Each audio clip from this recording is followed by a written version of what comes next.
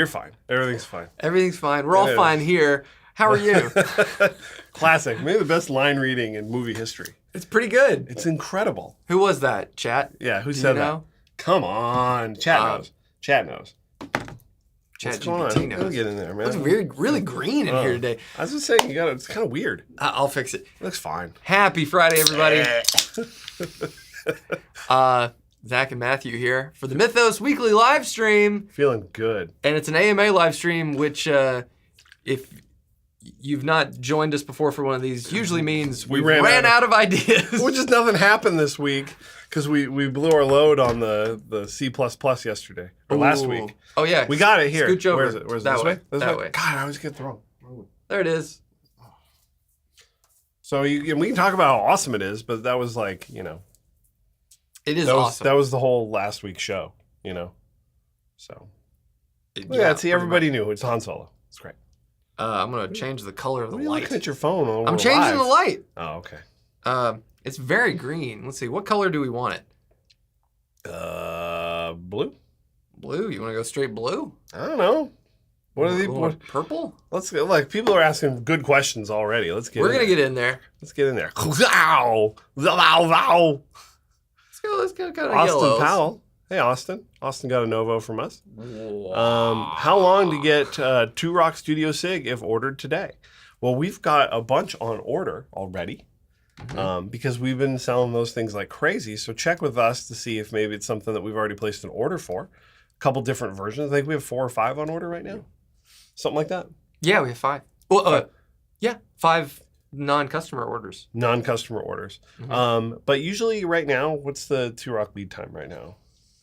It kind of changes, depends on when we order it, on how things are going. But it's not been too long lately. No, it's been like 4 months, something like that. It's been pretty good. So it's been pretty good. No, that's not a solid ETA, but it's been fairly quick. And we can also say, hey, this guy's ready. You can get this thing going? Oh, yeah. We can also try that, too. We'd be like, hey, man, we'll ask really nicely. That's right. We tend to ask nice. Yeah, and we pay our bills on time, so, things tend to work out in our favor. I don't like that yellow. Do we have any on the order that shipped this week? I can't remember. Not Studio Sigs. No, we didn't order any Studio Sigs on that one. No, we'd had some on order before, and then they sold pretty quickly. So the one that we just placed, I'm hoping for October on that one. That's kind of what I'm thinking is October. It was like Alien. Yeah. All green. Oh, yeah. But yeah, I'm thinking October. But Austin, shoot me an email and we'll go over it. Some good options coming in, like combos, heads and cabs, that kind of stuff. So, okay. Yeah. Before we get too far into it, what? If you like my Diptonone shirt, you can get one at Diptonone.com. Diptonone.com. Diptonone.com. And if you give us a super chat, that just goes to feeding the guys and myself. I eat too. So if you want to send us a few bucks, it just goes right into the lunch fund. Right into eating.com.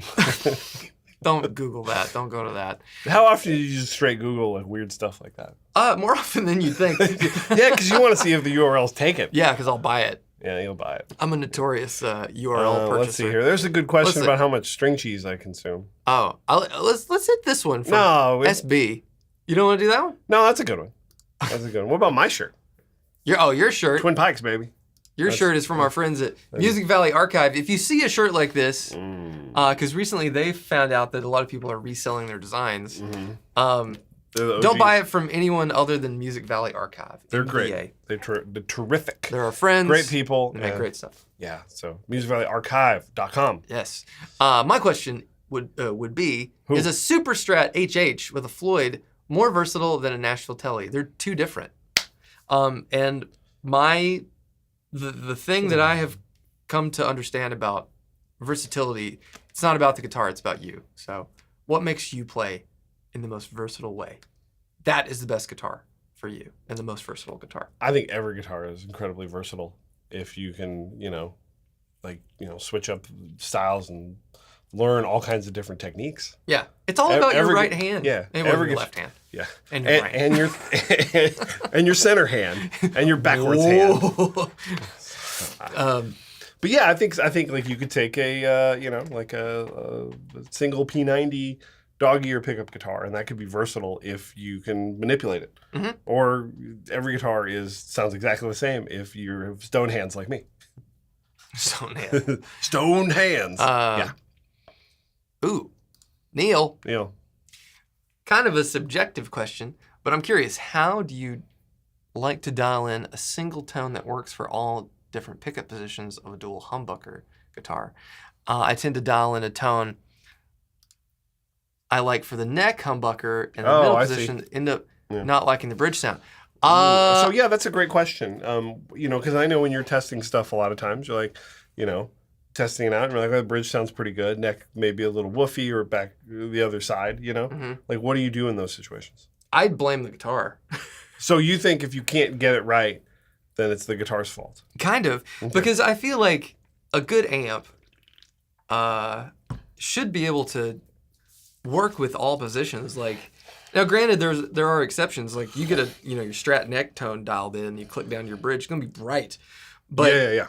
I mean, I've always just been the person that's like, well, maybe I need to move the tone knob to the bridge and roll the tone back.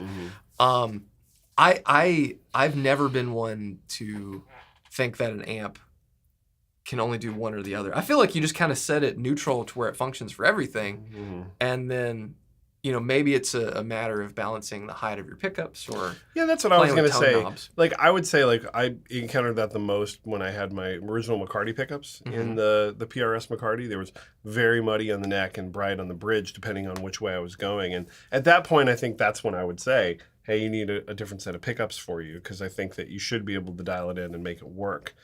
And maybe you have to do a little compromising. It's not like perfect, but it sounds good on both positions. And then the best guitar with the best pickup should be great in both, exactly how you said it. Yeah. That's when you know you got it right. And sometimes you just have to kind of embrace the treble. I see that he said the treble, the bridge pickup, it can be a little too bright. Danny. Use also the tone knob on your guitar. Yeah, use your tone knobs. That could help a lot with the bridge. Dial in the neck pickup and then use the tone knob for the bridge. Nice job on the divided by video. Thank you. Would you guys like that? Yes. Did you like the video? Any suggestions, comments? Concerns. Take it up with management. Drew. All right. Ooh, we got a super chat. Oh, just an act of kindness. Oh. Thank you, Drew. We're gonna put that $5 in our gut. Brandon. Brandon, you gotta slow down, bro. Oh my gosh. Brandon, that's $75 last 2 weeks. Yeah, Brandon. We appreciate it. I appreciate it, man. And we love it. Better get Brandon hooked up for his Les Paul Custom. Oh yeah. I saw he's in there trying to get that thing dialed in. Brandon called yesterday and I answered the phone. I didn't realize it was you. Because I don't think you said your name. If you did, I didn't hear it. He would have been way nicer and helpful if he knew you were Brandon. No, we're kidding. I think I'm genuinely nice. No. Most we're good. Of I hear the you time. on the phone. What's for lunch today, boys? Depends on. The number we hit. Lobster could be on the menu. We go to Chili's. Oh man, they got them chips. They do? Yes. People love those. Oh, that queso, that like Rotel sort of thing. Man, we could all be lining up for the bathroom later today. Will's hardcore about a burger today. Yeah. There's Will in the chat. Will back there. Will and Jeff are killing the game so much that's what they're doing right now is watching the show. Oh, hey guys, they're watching right now. Devin just texted, "Come on over." All right. Hey, can you guys get some boxes too? Oh yeah, we need some Novo boxes. We need Novo boxes too. One of Will's meme cat image here. This is one of the funniest things ever. I think it's super funny, and honestly, it makes me laugh every time. I'm not ashamed to admit this.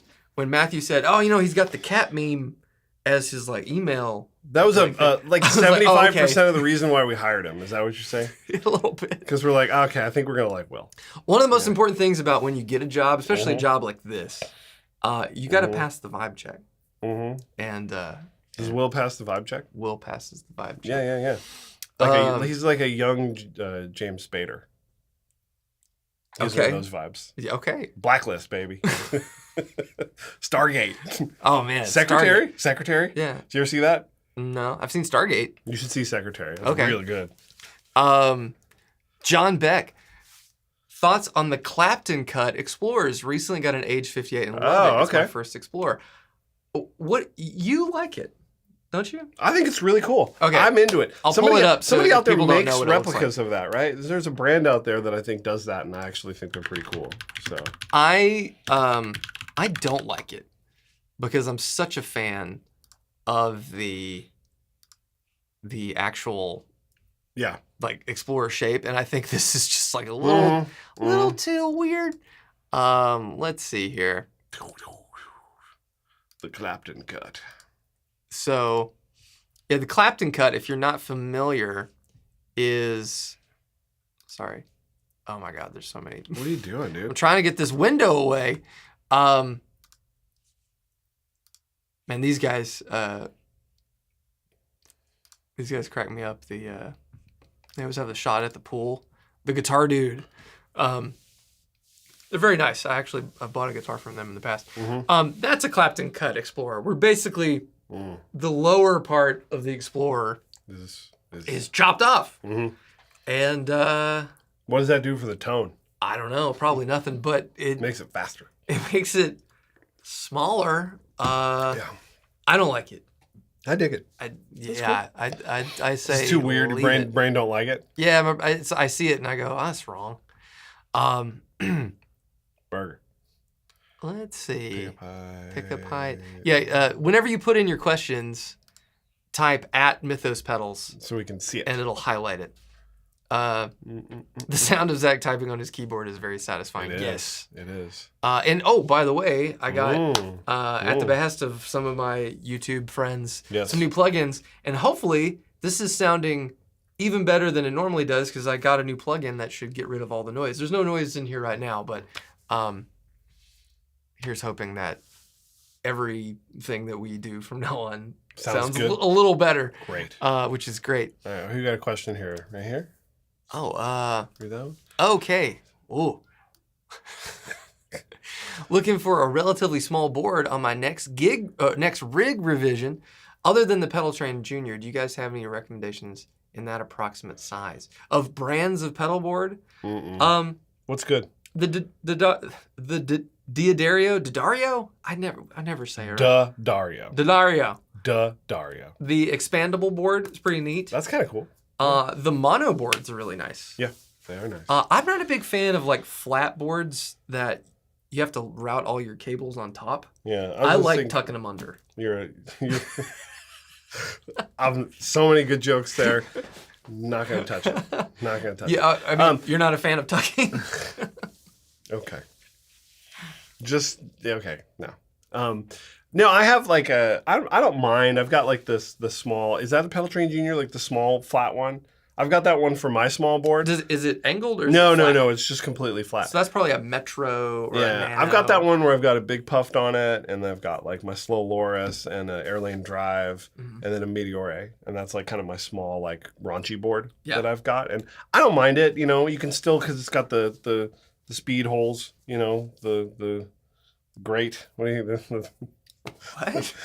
You know, the in between part. Brain not working this morning. What pedal board is it? You know what I'm talking about. Is it a pedal train? Yeah. Speed holes? Speed holes. On the back? No. I can't talk right now. I've lost it. It doesn't matter. It doesn't matter. You know, it's got stuff. Yeah, I just like pedal train stuff. Do you have a pedal train in here? It's over there. I mean, like, okay, if you're looking for something other than a Pedal Train Junior, that's way smaller than a Junior. Which one's this one? That's a teeny tiny one. I really like the mono boards. I think they're really great. But what's wrong with getting another pedal train? I don't know. It's hard to answer that. Oh, this board. I love this board. Oh yeah. Someone asked what's on my pedal board on. This is legit. Instagram. Like your pedal board. Yeah. It's a Nano. This part, like the in between. It's round? No. Oh, I thought you said it was round. No. Oh, speed holes. Okay, I like saying speed holes. There's my pedal board. This is legit. That's a great pedal board. Yeah. Pretty simple. Pedal train glory holes. Yes, exactly. The in betweens. Man, we can't monetize this one. That's fine. Why are they still here? I don't know. Go get them. God damn it. So I saw a question on here from Mark. Yes.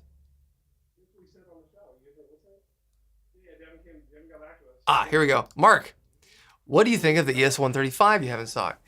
I have one of those and on the fence about keeping it. It's a great guitar. That belongs to our friend Phil from 40 Watt. And yeah, it's great. I mean, I like the 135. It's got, 175 vibes. It's a little different. Soap bar instead of dog ear and whatnot, but cool guitars. So yeah. Whoa. Man, I wish the app would highlight. Still better than the Moern, the chopped Explorer. I disagree. I love the Moern. I think the Moern is really cool. There you go.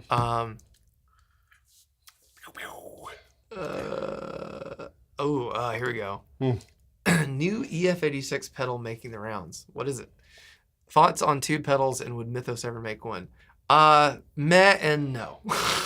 Not into it? I just don't see the point of going through the trouble to get a tube to operate at any sort of voltage that works when you could do something similar with a transistor.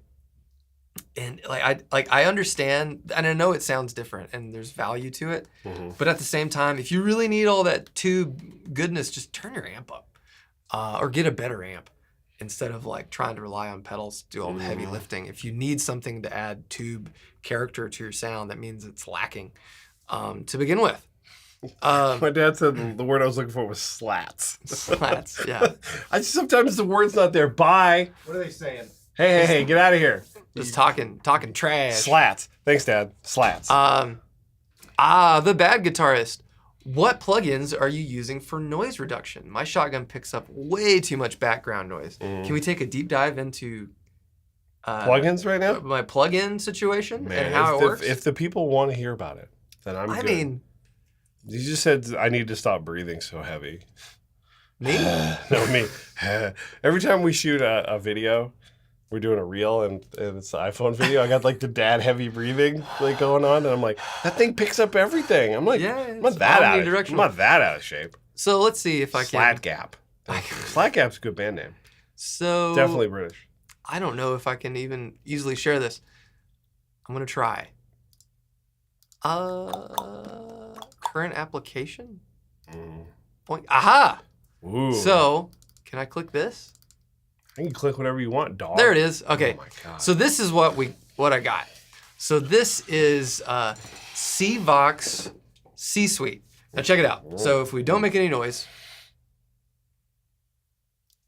it's active noise reduction. So when you see it go orange, it's muting all those frequencies. And you see all the wiggles and stuff and it ducking out stuff. So it's hearing whatever's in the room and getting rid of it actively. It's not a gate. It's a noise reduction plugin. This thing by itself is actually kind of expensive, but with UA, you can get bundles and sometimes you save a lot of money. But that is what's doing all the work right now. Cool. And then if I turn it off, you might be able to hear more noise. Well, not that. Just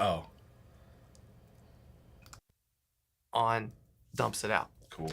And then in addition to that, I use the API Vision channel strip. This has been on every Diptonone in recent memory and stuff. So I have some, high pass, a little bit of compression that doesn't really kick in. You can kind of see it. There it goes. Whoa, whoa, whoa. Kind of kicking in down there in the middle here. And then, EQ for the mic. But that is how we're doing noise reduction. And that is what we use for our shotgun mic. And I use similar stuff for my SM7B, which has a built-in cloud lifter thing from...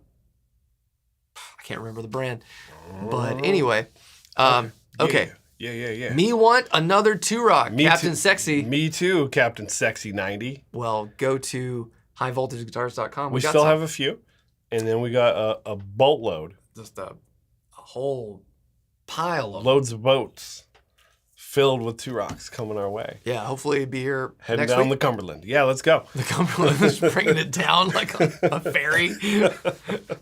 Oh man. Okay.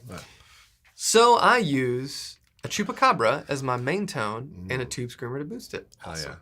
But I don't dig the nasal tone on its own. Any suggestion for a mid-punch pedal that replaces the tube screamer? An Envy? Well, that's a bit of a lateral move. I know. Maybe, I don't know, like the Herculean Deluxe has got some really great tones in it. Mm-hmm. If you don't need that amount of flexibility, maybe you can grab an old used Herculean because it kind of has that personality without being as overtly honky, which I, let's get rid of all the Mythos used out there. Let's get them off a reverb. I never want to see one again. Oh man. We talk about the Dr. Z Legacy amps and ordering. We don't make no money off of that. Yeah, we're not. I think all the Legacy stuff is all direct. All direct. So we don't get a piece of that pie. But probably because they're not going to take a ton of orders for that stuff. So they wanted to just easy dunker for them to get nice direct sales. So more power to them for that. Mm-hmm. We'll sell the new stuff. Jeremy Baker. Is it possible to knock out an amp hiss by putting a noise suppressor in the effects loop? A noise suppressor in a loop, I don't know. It may help. I mean, noise is an inherent part of rock and roll. Right, Matthew? I mean, if it's hissing, then we're ready to go. You know what I mean? Like, that's my kind of tone. If it's hissing, we're kissing. Oh, the fretboard. It's time to get ripped. But yeah, obviously, there's going to be some sort of hiss, right? Yeah. If you got gain anywhere in the chain, it's going to be talking to you. And it depends on how an effects loop is integrated into the amp. So, like, sometimes hiss, people put effects or noise gates in front for pedals and stuff. And mainly, like, if your guitar is making noise, it'll just mute it. But I've found that noise gates do change the sound.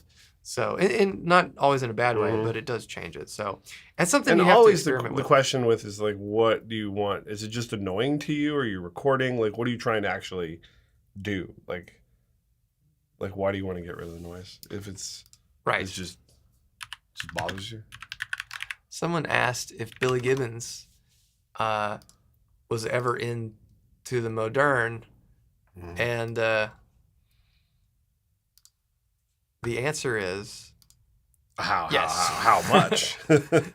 Yeah, Billy's played. I mean, that's a great picture. In hand, yeah. Look at him. Look at him. Baby. The JPEG. Billy's played Moerns like before. I mean, there's I don't even know if there's there were ever really any Moerns. I think it was just a prototype thing. There was no production Moerns so far as I'm aware of. Okay. Wait a minute. Using a 32 ohm cab with a 16 ohm amp crossing the streams. I have a AC30 with a 16 ohm amp out and two 16 ohm Celestian Blues that you like to use. Well, just wire it in 8 ohms and do the. Oh, it's only an 18 ohm out. No, don't do that. Yeah, I don't know. I mean, you can mismatch ohms, but it puts a strain on the output transformer. Just blues hold their value.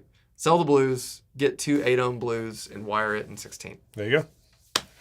Easy peasy. Yeah, easy. Oh my God, there's just now like tube answers. Yeah. There's Brandon, he gave us enough money. He gets every question answered. Yeah, I have. Have you ever played one?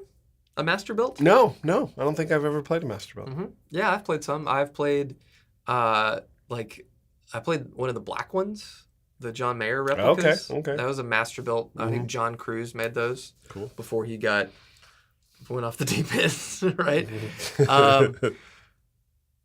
But did you like it? Was it noticeably better than a regular custom shop? Or it was great. I've played other Masterbuilt guitars, and they're great. But I can't say with any certainty how much better they were than a normal custom shop guitar. I think the cool thing about what master builders do is they have a little bit more flexibility to do to kind of stretch their legs a bit. Yeah. But like a master built, just a normal, like if you a 62 Strat, master built versus standard production custom shop, would it be so different? I don't know. I've not done that comparison. I have a custom shop Strat that I adore that's as good as any Strat I've ever played. But is it master built level? I don't know. I haven't compared the two. That's a hard one. You really got to compare them. Which Tur Rock as a pedal platform, leaning towards the Studio Sig, but why consider, say, the traditional clean?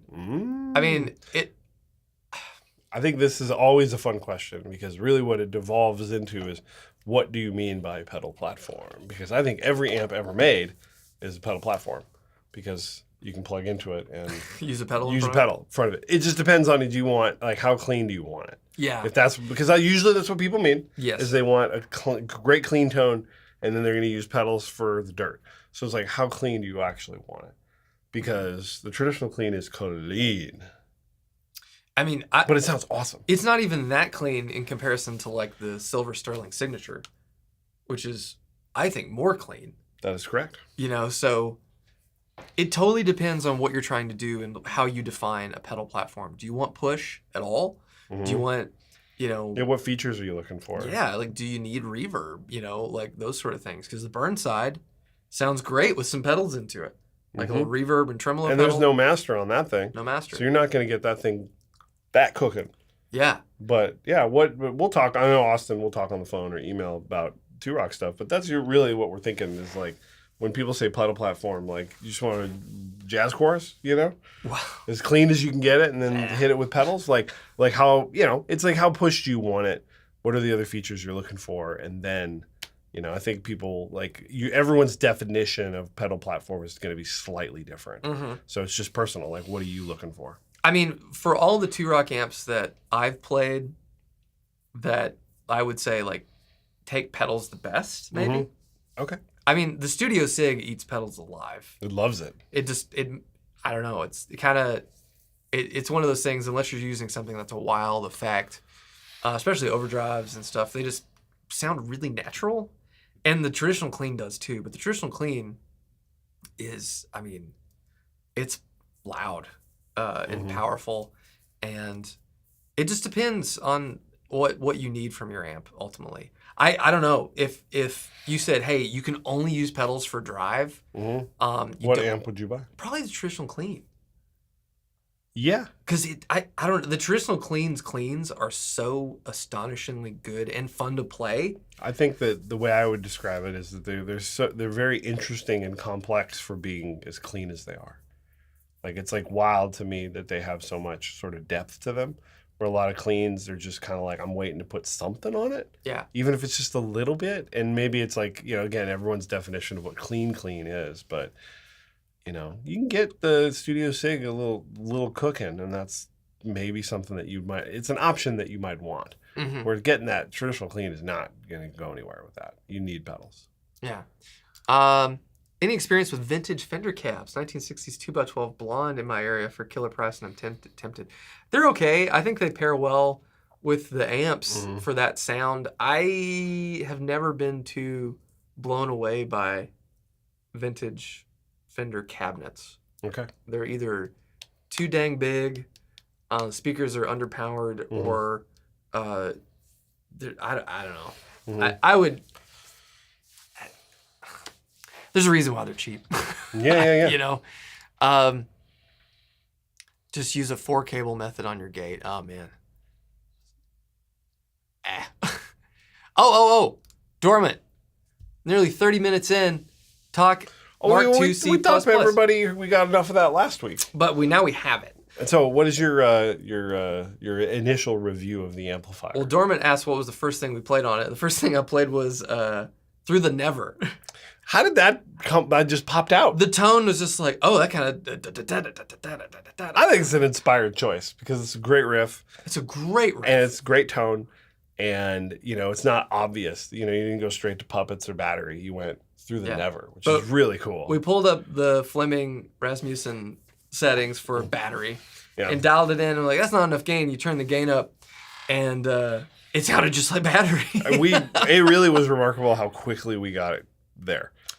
And I know that you've been ready and you've been prepping and and then it comes with a guide to sort of get there. Yeah, it's got one of the amp topper. But, I was at Gibson Garage when they got one of their first Mark II C pluses in. Mm-hmm. And that one, there was something wrong with it. I could tell because it kind of was squealing in certain spots. But it took us a while to get there.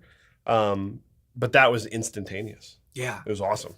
So my friend Chris Evans, OCE Pedals, he's super Metallica head too. Yeah. Has like an original white Explorer. Oh, yeah. Like one from '83, I think is his.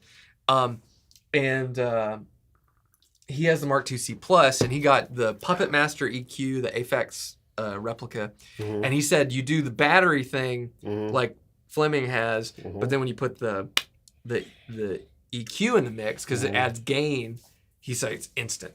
So I ordered one because I'm me, and I'm really excited for that. But honestly, I haven't found like low gain tones for this that I'm really over the moon about yet. But that's not the point. Who cares, man? That's what jazz chorus is for. That's why they got a jazz chorus in there, because it wasn't going to do them cleans. Honestly, it's everything not cleans, just like the low gain like push that I like the kind of like the Les Paul tone that I go for. Yeah, but that's what you got plenty of other amps to do. Well, that. I know it, but that one, like, it's funny. I've liked some of the other tones that you've gotten, but once you dial in that tone, you can't really go back and kind of foot switch it back to anything that's really super usable. Mm-hmm. But that's always been known about those amps. The coolest thing about it is the EQ, and I think once you kind of set it, you can get you just move the middle slider, and when it's down, it's like puppets and kind of and Justice, and you move it up to the middle, and then it's Ride the Lightning and Kill 'Em All, because it just has that sort of like honky. Overall, it's just an insane amount of fun. It's so fun to play. You have to play it. I know. I haven't played it. We got busy yesterday, but really, what it is that low end, that tight, that woo that I always joke about. You make fun of me all the time. I don't. I mean, like, you hear it, but you hear it on this, and like that to me is like probably like. It's always fun to hear something like that in person, that when the guys like first got this sound in the 80s. They're like, oh, that's it. And like that's like when you feel it like in person, it's like it's really neat to kind of go like, oh yeah, 40 years ago they heard that and go like, yes, this is our sound, this is it, this is what we like. Yeah, that's very cool. There's a lot of questions here, but Barry says that Randall Smith did a video on the history of the Marks and said, don't sleep on the Mark 7. It's all in there. It may be. Okay. But I'm going to be an asshole about this. But that thing, it's like, I don't have to do anything else. There's no other switches to flip or channels. I mean, there's a clean channel, but you just go click, click, click, click, click, and it's done. And I'm going to be this guy, because I am this guy, and I always bring this up when we talk about these things. Having it look exactly like the real thing, just like why people like Fenders and Gibsons, is part of the mystique. It just is. And like, we cannot deny that.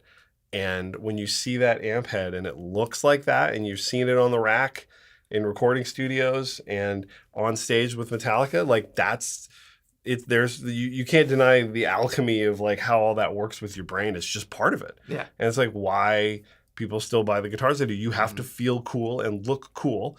And if that's how you feel about it and it gets the sound, we borrowed a Mark 7. I had it here for a little bit, and like we tried to dial it in, and it was just it's like there's so much else going on, and with 3 channels, it's going to change the tone.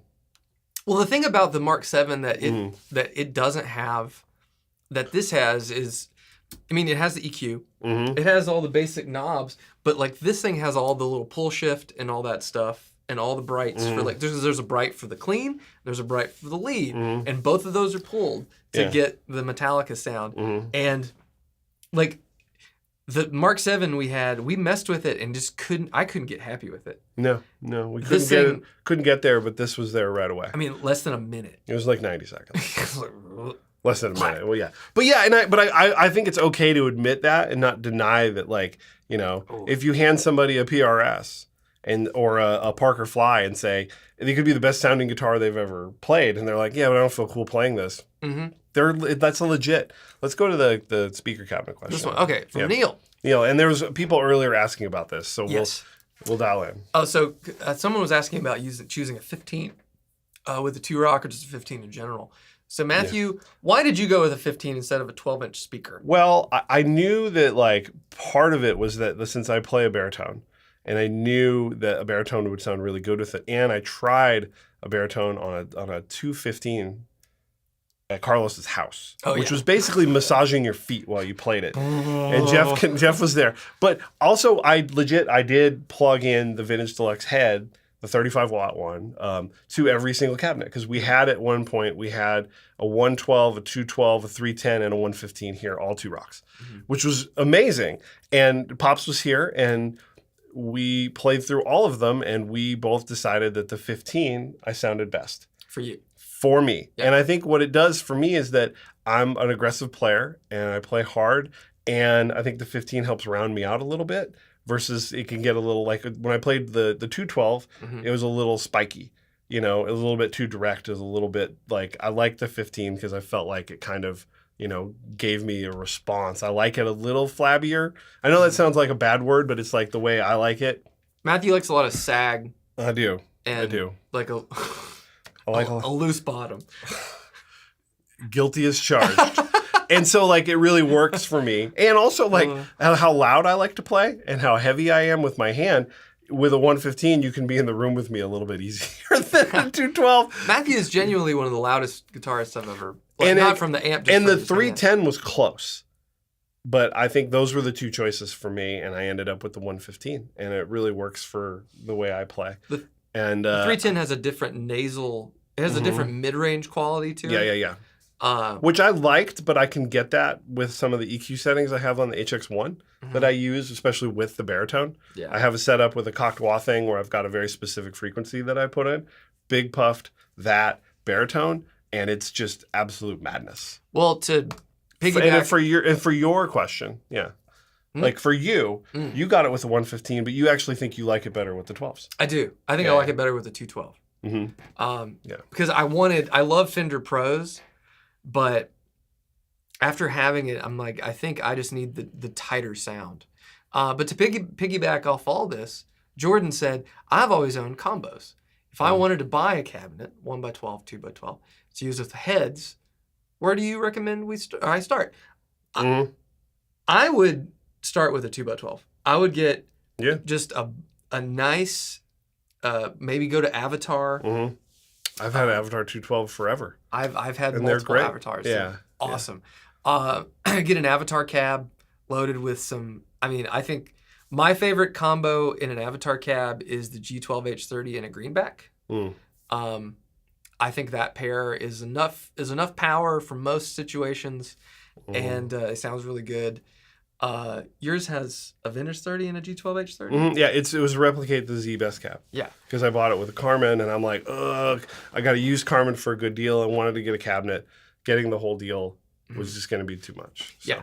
But the thing about if you ever want to do that and get a cabinet from Avatar or any custom cabinet maker, spring for the option to have more ohms on the back with switches or more... so you can adjust it? Yeah, so you're not limited to only one ohm setting. Yeah. So at least get two, which makes your life a lot easier. Yeah. Oh, and this one, the 15 doesn't get flood. It does. When I talk about, like, you know, we throw words around like, oh, it's loose bottom and flubby or tubby. I need all that bass response, like, for the 15. And so it's not that it gets tubby. It's just, it's like rounder. And I still think it's pretty tight. You know what I mean? It's tight. It's just a different sound. It has a different... With the sag of that amp. Yes. Plus the 15, it just has like a whoop to the, like, you hit a note and it kind of like takes a second. Yeah, versus the tightness. So it's not flubby. It's just there's a tightness to a 12-inch speaker. It feels looser to play. Which I like. Yeah. Yeah. And I like that sometimes, but more often than not, I like a little bit more of an immediacy. And I feel like the 15 too kind of has a little bit harsher top end. Yeah. Which I don't like as much as you like that sound. I really like that sound. And I kind of prefer a smoother top end that's not as spiky. Jonathan, I think you asked this question a few times. Hey, Jonathan. Keep firing them. If we miss them, just type @Mythos Pedals. Is a Novo Saris J better than a custom shop Jazzmaster? Pickups and mastery aside. So a better guitar, I mean... Better or worse is not the right measure, I don't think. Yeah, I would choose a Novo over a Jazzmaster any day of the week, for me personally. Yeah, I mean, but we're talking about, like, I don't like Jazzmaster pickups or electronics. Yeah, but, like, all things being equal, let's say, like, you had a Jazzmaster with two P90s. Mm-hmm. You got rid of that rhythm circuit and all the stuff and just made it kind of as simple as possible with the, with the Jazzmaster bridge setup. I'd still pick the Novo for the neck alone. Yeah. The necks and the lightweight quality of the body, they're just so easy to play while still being real inspiring. Because I think sometimes people get scared when you say, "Oh, this is like super easy to play," because I think there's this myth that guitars have to be a challenge or something, which I think is insanely stupid. Always comes up. But the Novo guitars just feel so comfortable. Yeah. And it kind of always like the Saris J is like, has been entered into the guitar pantheon, in my opinion, as far as like an archetype. Because it's so cool. And we sell them every single time we get one, we sell them right away. Yeah. And I always feel bad because people come in, they go like, "Oh, I'm here, I want to try out Novos." And I like never have a Saris J. And I'm like, I know that's the one that people want to try. And I'm like, I think we just need to order like 10 and be like, "Devin, can you just make us like 10 at once, please?" Because like we never have one here. And I always wish that we had one here. So we borrow one or something. Yeah. That way so we could always have one here. Because we just we have a bunch of store stock Saris J's on order. Yes, we kind of just doubled down on saying, look, we need to have Saris J's and Mythos J's. And Studio 6. And Studio 6 all the time. And vintage deluxes, because we sold a ton of those, and we've got like 3 of those coming and Bloomfields. Gosh, Jesus. Things have been going well. It's good. I saw the question about the difference. Luke, what's the difference between a PAF and a Ttop? A Ttop really only refers to one thing. On the top of... Do I have a humbucker in here? On the top of the bobbin... Do you have a humbucker in here? Well, without a cover on it. I guess not. They're out in the shop. That's weird. You should have one on your desk somewhere. Yeah, I think they all have covers. But on the top of a bobbin, like a humbucker bobbin, right? It's like a little, you know what it looks like. There's a little T, and that's just part of the mold. Okay. And on the bobbins, there's T's. And so that's where the name came from. And those started showing up into patent number pickups. So like in the early days of patent numbers, so you had PAFs. In 1960 or so, they got the patent, all the documentation is all squared away. And so it went from being patent applied for on the sticker to a patent number sticker to stamped with the patent number on the base plate. And at some point in that time frame, the bobbins shifted as well to having this little T indicator on it. So to say something is a Ttop is a bit of a misnomer because that was the bobbin that Gibson used for a long time. I think into the late 70s. So when they are considered T-tops, what changed? When people call them, that's a T-top versus... Is it just the magnet changed? So they went from a long magnet to a short magnet, typically an A5 magnet. The wines got more consistent. I wouldn't say that they were hotter or less output. They just were more consistent from pickup to pickup because they kind of like locked everything in. But there's a lot of things that are T-tops. So sonically, just saying, this is a Ttop, you're kind of just speaking of an era. The late 60s, early 70s, you're thinking of Angus Young, Jimmy Page. Those guys were typically playing some form of Ttop in the bridge, especially for Jimmy Page. But, I mean, for all intents and purposes, it's a bobbin and a shorter magnet wound with the same amount of turns, the same kind of wire. It's the same basic thing. So I've always kind of found that replicas, when they're done right, are a little bit lower output than most PAFs. Let's see. Do you like Bad Cat Amps. Mark. We don't sell them, so no. Nah, no, that's not true. I'm kidding. They're at another shop. They're fine. I like the old ones. But the one we had some that we got used. One of them was cool. The other one was... I'm going to say something. Say it. And I'm not trying to be mean. No, be mean. I'm not trying to. They just sounded like praise and worship music to me.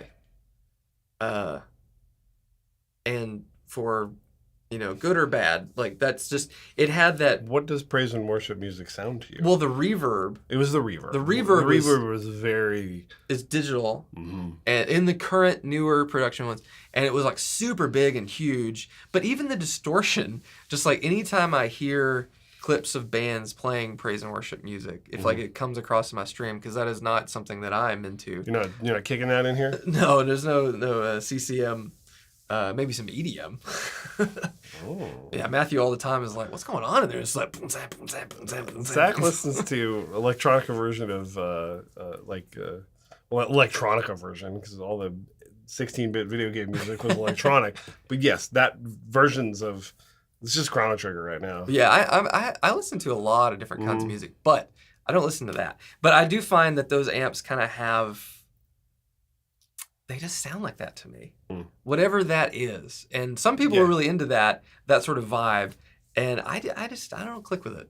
There you go. I don't think they're bad. I just don't think that it suits me as a guitar player. You got it, baby. I saw Brandon said he likes when I go, ah. That's how you know. Either that or I go, it's fine. That's a classic Zachism. Ooh. What about Benson Amps? Dacus Hardware. I own a Benson amp. I think it's terrific. Yeah. My Nathan Jr. I've had it for 5 years now. It's a little beast. I'm a huge Benson fan. Lives under your desk. It does. Huge Benson fan. Love Chris as a person. I've hung out with him a bunch. He's a great dude. He's doing awesome. They seem to be growing all the time. Mm-hmm. Great things over there. They carry them over at Eastside, so we decided to let them do their thing. Yeah. But absolutely fantastic amps. For what they do. It's just simple, easy, big tones, indie rock masterpieces. The Benmaster is incredible. Yeah. I like the Chimera. What was the one you had at Novo? Monarch? The Monarch, yeah. Wasn't a fan of that one. I liked that one. It wasn't my favorite. But I do like the Chimera and the Benmaster a lot. Yeah, you can get a little more gas from those ones. I need more volume. Yeah. Yeah, but they're great. They're beautiful, absolutely just rock solid, well-made amps. Yeah, and if you want one, go to Eastside Music Supply. Or hit up their website. Those guys rule. They're our friends, and regardless of how many things that we sell, that they also sell, you can't go wrong working with them as well. Let's do it. JT Lovin. Lavino. That's what I said. I'll read this one. I never get to read these. I'm sorry. I'll let you read more. Do you want me to read them? No, I don't want to read. I don't want to read it. I've been trying to play more baritone. You both have one, right? How often do you pick it up? That was pretty good. You got me on that one. Baritones. Well, we have fancy baritones. Well, yeah. Yours is at the shop. And I leave it here. Because I always love breaking it out for customers who've never had a chance to try one, because a lot of things, it's like the Saris J. When people come in to try Castadosa, they got to try a baritone because that's magical. And so I play mine probably at least once or twice a week. I'll pick it and I'll play it. And what do you like to play on it? I'm just all beef all the time. Just pure grade A, just beef-tastic is what I do on mine. A lot of big puff, and I'm just trying to just murder the universe. Yeah, you're like... Yeah, basically. It is fun because you can, regardless of the tunings of a lot of that stuff. Mastodon, Queens of the Stone Age. It's like it's B. A lot of that was in C or even D. That was C, yeah. But it all sounds great on this baritone. Yeah, so here's the Castadosa Alcone. This thing means hawk. And this guitar is... It's way better than I deserve, let me tell you. But for me, I don't even use a pick a lot of the time because I'm just like... You're groovy. Groove master. I'm groove. I groove on You're it. groove master on that. We had a guy come in and he was like, "Cool. What songs do you play on this?" I was like, "I'm just making stuff up.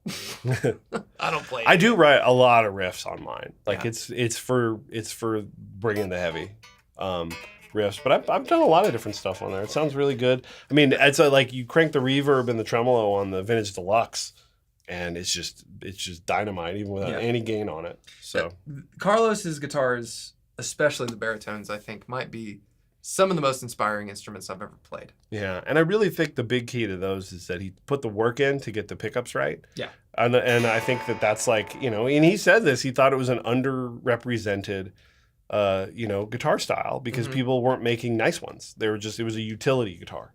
People were buying them because I need a baritone, and it would buy something that was, a little lesser, but no one was really putting the work in to get that part of it right. And I think that it's just remarkable how good they sound. So It's immediately inspiring. Just being in that lower tuning and stuff. Mhm. I love it. Yeah, and I like that yours is here, so then I can play it on Saturdays. Yeah. But it's fun. There's always an ooh and ah when I break it out. And, it's just cool as shit.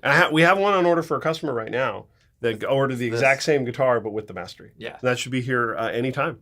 This one, next couple days. This one is this is Brown Sparkle. What a great name. I think it reminds me of the Illusion root beer that we used to use on the Joey. Yes, it does. It's a little orange to it, and I don't know, but I think despite how expensive these are, because these are not cheap. They're not. We're not gonna pretend like they're not. It is not a guitar you can just purchase willy-nilly, but if you make the commitment to save and get something like this, less guitars, best guitars. you're gonna be happy. Yeah, you're gonna be happy. And if you want to order one or you want to talk to us about it, we're ready, dog. Hit up Matthew, because this thing is, with this spec, which is kind of over the top, this retails for like $92.50. Yeah, it's a lot of money. It is, but I've never played a guitar like it, and I've played a lot of damn guitars. So. There you go. That's it, and that's all, baby. Love it. Let's keep going. What else we got down here? Oh, by the way, anytime you put a guitar in a case, always lock it, because inevitably you're gonna pick it up.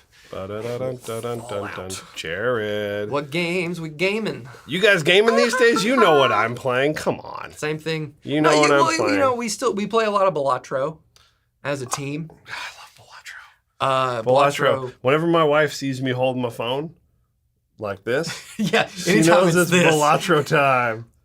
Oh my god, I love Batro. Matthew's playing Destiny. I'm probably gonna hop in with him. Maybe on Saturday night. Yeah, we need to have a dedicated gaming night. Saturday's hard for me because it's usually wife night, but it doesn't have to be. Friday's wife night. Yeah, and the Saturday's game night. Yeah. We don't talk or look at our wives until it's wife night. I hang out with Morgan more than any other human. No, I know. It's just funny to say it's wife night, but like Well, is Friday game night for you? The game night is whenever Sean texts you. No. It's like it's normally when like I can get on before 10 p.m. Okay. Because if it's after 10, I should just go to bed because I'll be up till midnight. Yeah. Oh, here. This is a good question. At what price point do you think boutique builders outprice themselves and make people look at Gibson or Fender? Great question. As we just mentioned how expensive or what price that Castadosas are. I think it's difficult because like if you're making something that looks like a Fender or a Gibson or something, then that's when you start running into problems, I think. Yeah, because with boutique builder, and I think I know where you're getting at this, Brandon. I want to see your personality. I want to see like the sort of the work that you put in design wise, R&D wise, pickups, bridges, all that stuff. I think is built into those costs. I remember when I first started looking at the Casadosa stuff, and I was like, oh man, these are up there. And then I started to realize like what Fender Custom Shop like master built guitar cost, which Carlos's were all north of $10,000 when he was at Fender, or what a Collings costs, or what an R9 costs now, or what a private stock PRS costs, or even a Ttop hollow body PRS costs. They're all $7,000, $8,000 guitar. So then you look at it and you see the work that somebody like Carlos puts into it, or other master builders or other boutique builders that are doing things. And I think that it's every time we talk about price, it's all relative. It's like, is it worth it to you? And I think that what Zach's saying is right. It's like, if you're doing a straight Strat and you're pricing it at like, $6,000-$7,000, you're really not bringing anything new to the table, probably should look at custom shop Fender. Yeah. You know and I mean, like, I think we get really hung up on price, and sometimes it really boils down to just how the guitars feel. And so often I think people tend to overlook Fender, custom shop, and Gibson and stuff because it's so synonymous with the guitars and those shapes. But they're really good guitars. And so sometimes, even if you're close in the money realm, because Fenders and Gibsons in the custom shop range, you can't really get into it for less than $4,000. If you're around there, oh gosh, I'm so hungry. Oh God, yeah. I'm so hungry. Are they bringing food back? I don't know, maybe. That sometimes just, I think you got to give Fenders and Gibson a fair shake, because you might be able to spend the same or less money on a Fender or Gibson and get arguably a better playing sounding guitar.